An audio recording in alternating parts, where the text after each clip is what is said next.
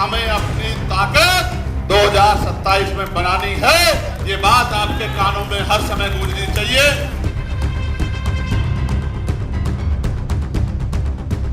नमस्कार और आप देख रहे हैं न्यूज गंगा। मैं हूं आपके साथ निशा भारद्वाज। उत्तर प्रदेश की सियासी फिजा में एक नई आंधी उठ रही है। नाम है चंद्रशेखर आजाद। मिशन 2027 की उल्टी गिनती शुरू हो चुकी है और इसी के साथ ही यूपी की सत्ता पर सदी का सबसे बड़ा संघर्ष आकार ले रहा है। मुख्यमंत्री योगी आदित्यनाथ के सामने अब जो चेहरा सबसे बड़ी चुनौती बनकर उभरा है वो कोई परंपरागत नेता नहीं बल्कि भीम आर्मी के चीफ और आजाद समाज पार्टी के राष्ट्रीय अध्यक्ष नगीना सीट से सांसद चंद्रशेखर आजाद हैं। आगरा के सूर सदन में गूंजा चंद्रशेखर का नारा, जिनके पास सत्ता की ताकत है, सिर्फ उन्हीं का आत्मसम्मान सुरक्षित रहता है।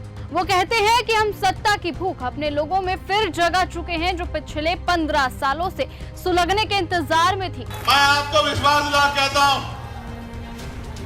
जब तक हम लोग बाबा साहब के रास्ते पे नहीं चलेंगे, यानी कि शिक्षित नहीं बनेंगे, संगठित नहीं होंगे और संघर्ष नहीं करेंगे, तब तक कुछ भी बदलने वाला नहीं है।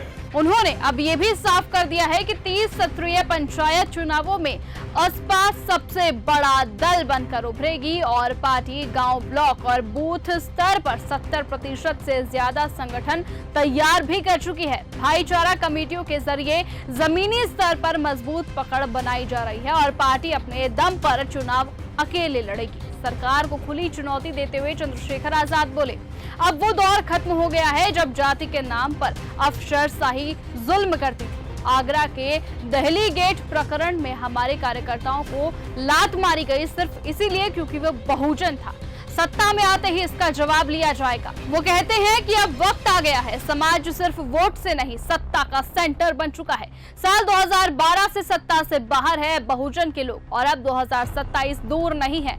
जिनकी कथनी और करनी में फर्क है उन्हें जनता सत्ता में आने देगी। फिलहाल उन्होंने पहलगाम हमले का भी जिक्र किया और कहा, मैं सेना का सम्मान करता हूं। शहीद जवानों और आम नागरिकों को सरकार 1-1 करोड़ रुपए का मुआवजा दे, ये मांग भी उनकी तरफ से उठाई गई। इंसाफ सिर्फ भाषाओं से नहीं कार्यों से होता है। मंच पर मौजूद रहे सुनील चित्तौड़, सौरभ दयाल, अमजद कुरैशी जैसे प्रदेश और जिला स्तर के नेता भी अब पूरे दम खल के साथ तैयार हैं। और अब सवाल ये नहीं कि चंद्रशेखर आजाद लड़ेंगे या फिर नहीं, सवाल ये है कि क्या योगी आदित्यनाथ का किला 2027 में बच पाएगा।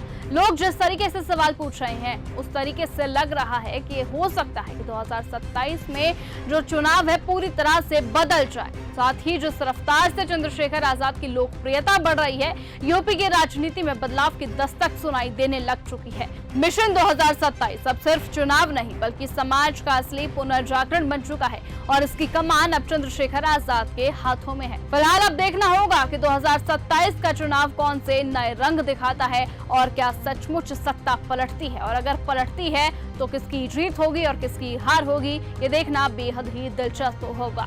लेकिन आप किसे जिताएंगे, कमेंट में अपनी राय लिखकर जरूर बताएं और ऐसे ही लेटेस्ट अपडेट और खबरों के लिए आप बने रहें और देखते रहें न्यूज गंगा। नमस्कार। ऐसी ही खबरों को सुनने और देखने के लिए सब्सक्राइब करना बिल्कुल मत भूलिएगा चैनल न्यूज गंगा। खबरें अच्छी लगी तो लाइक का बटन दबाना बिल्कुल मत भूलिएगा। कमेंट बॉक्स में टाइप भी कर सकते हैं और हाँ, शेयर करना भी बिल्कुल मत भूलिएगा।